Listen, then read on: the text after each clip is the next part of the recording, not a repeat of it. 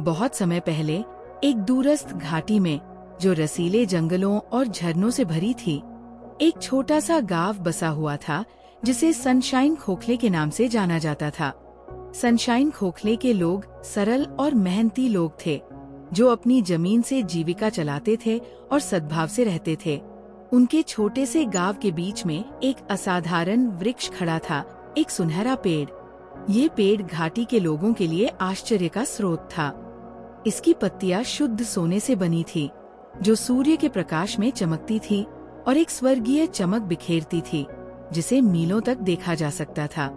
पेड़ न केवल एक दृश्य चमत्कार था, बल्कि भाग्य का भी स्रोत था। हर साल पेड़ सोने की पत्तियां उगाता था, जिसे गांव के लोग सावधानी से इकट्ठा करते थे। सोने का उपयोग गांव के सामान्य अच्छे के लिए किया गया था, जो ये सुनिश्चित करता था कि हर कोई आरामदायक जीवन जिए। हालांकि सनशाइन खोखले की शांति एक दिन राक्षस ग्रिमस्टीन के आगमन के साथ भंग हो गई। ग्रिमस्टीन एक भयावह प्राणी था, जिसके दिल की तरह काला था और धन के लिए एक अतृप्त लालसा थी। उसने सुनहरे पेड़ के बारे में सुना था और इसकी शक्ति को हथियाने और उसके धन पर दावा करने के लिए गांव की यात्रा की थी। जब ग्रिमस्टीन सनशाइन खोखले में आया, तो उसने गांव के ऊपर एक लंबा और खतरनाक छाया डाला। उसका भयानक रूप और गर्जना करने वाली आवाज ने ग्रामीणों के दिल में डर पैदा कर दिया। ग्रिमस्टीन पूरे गांव में चला गया। उसकी आंखें सुनहरे पेड़ पर टिकी हुई थी।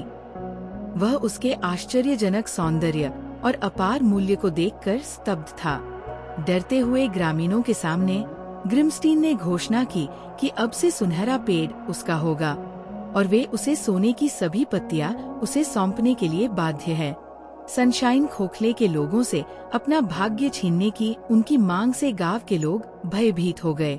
उन्होंने पहले कभी इस तरह की लालच का सामना नहीं किया था और वे अपने गांव की भलाई की रक्षा करने के लिए दृढ़ थे। ग्रामीणों ने अपने सबसे बुद्धिमान और साहसी में से एक, एल्डोर नामक एक बूढ़े व्यक्ति के नेतृत्व में, ग्रिमस्टीन की मांगों को चुनौती देने का फैसला किया। एल्डोर ने राक्षस से संपर्क किया और कहा, ये पेड़ हमारे गांव के लिए पवित्र है। ये कई वर्षों से हमारी जान बचाता आ रहा है और हम आपको इसे ले जाने की अनुमति नहीं देंगे। ग्रिमस्टीन एल्डोर के साहसिक कार्य पर मुस्कुराया। उसने जवाब दिया, तुम छोटे छोटे लोगों के पास मुझे रोकने की कोई शक्ति नहीं है। मैं इसे लेने के लिए वही करूँगा जो मैं चाहता हूँ। ये मेरा है। एल्डोर को एहसास हुआ कि ग्रिमस्टीन के साथ तर्क करना व्यर्थ होगा। उन्होंने कहा, हम तुम्हें खुशी से पेड़ देने से इनकार करते हैं। यदि आप इसका दावा करना चाहते हैं, तो आपको हमें जीतना होगा। ग्रिमस्टीन को एल्डोर के शब्दों से क्रोधित किया गया। उसने ग्रामीणों को एक चुनौती दी, मैं तुम्हें एक खेल खेलने दूंगा। यदि तुम मुझे मात दे सकते हो, तो मैं पेड़ छोड़ दूंगा और तुम्हें परेशान नहीं करूंगा। लेकिन यदि तुम हार जाते हो, तो पेड़ और उसकी सारी संपत्ति हमेशा के लिए मेरी होगी। ग्रामीणों ने अनजाने में चुनौती को स्वीकार किया। उन्होंने ग्रिमस्टीन से पूछा कि खेल कैसा होगा। ग्रिमस्टीन ने समझाया, मैं तुम्हें 3 पहेलियां दूंगा। यदि तुम उन सभी को सफलतापूर्वक हल कर सकते हो, तो तुम जीत जाओगे। लेकिन अगर तुम एक भी पहेली को हल करने में विफल रहते हो, तो तुम मुझे पेड़ से हार जाओगे। ग्रामीणों ने एल्डोर पर अपना विश्वास जताया और राक्षस की चुनौती स्वीकार करने के लिए सहमत हो गए। एल्डोर ने ग्रिमस्टीन से कहा, हमारा समझौता है, अपनी पहेलियां बताओ। ग्रिमस्टीन ने अपनी पहली पहेली कहने के लिए मुस्कुराया, मैं वह हूँ जिसे कभी बनाया जाता है, हमेशा के लिए याद किया जाता है, कभी मरता नहीं है। मैं वह हूँ जिसे हर कोई कम से कम एक बार अपने जीवन में करता है। मैं क्या हूँ? ग्रामीणों ने पहेली पर चर्चा की। कई हफ्तों तक वे ये नहीं समझ पाए कि ग्रिमस्टीन क्या संकेत दे रहा था। एल्डोर ने गांव के युवाओं से विचार एकत्र किए। पहेली ने युवा पीढ़ियों को भ्रमित कर दिया। फिर भी एक दिन एक युवा लड़की, जिसका नाम लीला था, ने समाधान खोजा। उसने एल्डोर से कहा, एल्डर, मेरा मानना है कि पहेली का उत्तर एक स्मृति है। एल्डोर चकित था कि लीला कितनी तेज थी और आगे जाकर ग्रिमस्टीन को उत्तर बताया। ये सुनकर ग्रिम्स्टीन को झटके का सामना करना पड़ा। फिर भी ग्रिम्स्टीन ने इस पहेली पर जोर नहीं दिया और ग्रामीणों को दूसरी पहेली बताने की तैयारी की। जो कुछ भी इसे छूता है वह मेरा कवर है। मैं अदृश्य हूँ, लेकिन मैं हर जगह मौजूद हूँ।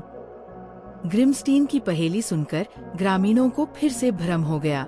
उन्होंने घंटों, दिनों और हफ्तों तक इस पर बहस की जब तक कि जवाब नहीं मिला।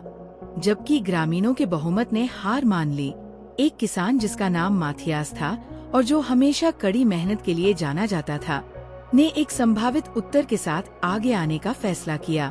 उत्तर हो सकता है आकाश। एल्डोर ने माथियास के उत्तर के लिए खुद को समर्पित करने के लिए कहा।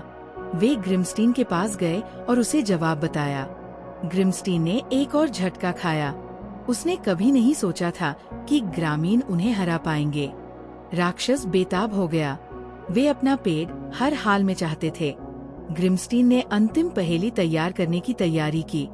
ये पहेली सभी के लिए अब तक की सबसे कठिन होनी चाहिए। ग्रिम्स्टीन ने कहा, यदि आपको कोई उत्तर मिलता है तो मुझे आश्चर्य होगा। सुनो, मैं क्या करता हूँ? मैं हमेशा घटता रहता हूँ, लेकिन मैं कभी पीछे नहीं हटता। मैं हमेशा उपस्थित रहता हूँ, लेकिन कभी नहीं देखा जाता।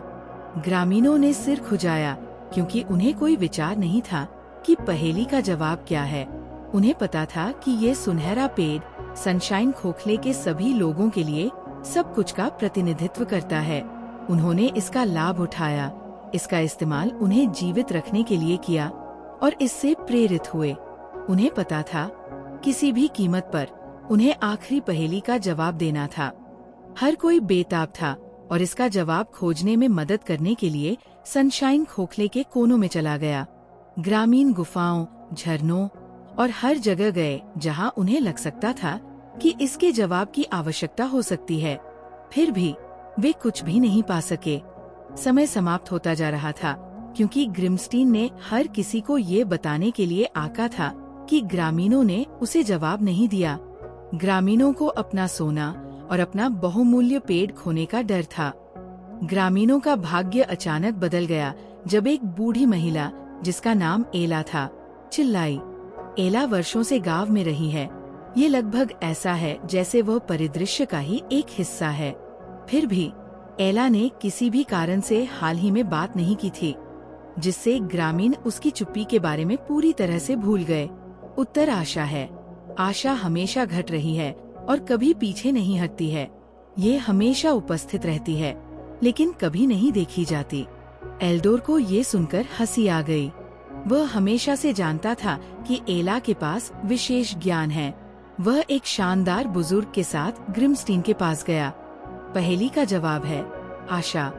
ग्रिम्स्टीन पूरी तरह से हार गया था। वो ग्रामीणों पर विश्वास नहीं कर सका। वो खुद को कमजोर महसूस कर रहा था और उसका भाग्य आखिरकार खत्म हो गया। ग्रिम्स्टीन ने अपना वादा निभाया और हमेशा के लिए गांव छोड़ दिया। निर्दयी राक्षसों से मुक्त होने पर ग्रामीणों को खुशी हुई। वे एक महान उत्सव में शामिल हुए और एल्डोर, लीला, माथियास और खास तौर पर एला की वीरता का जश्न मनाया।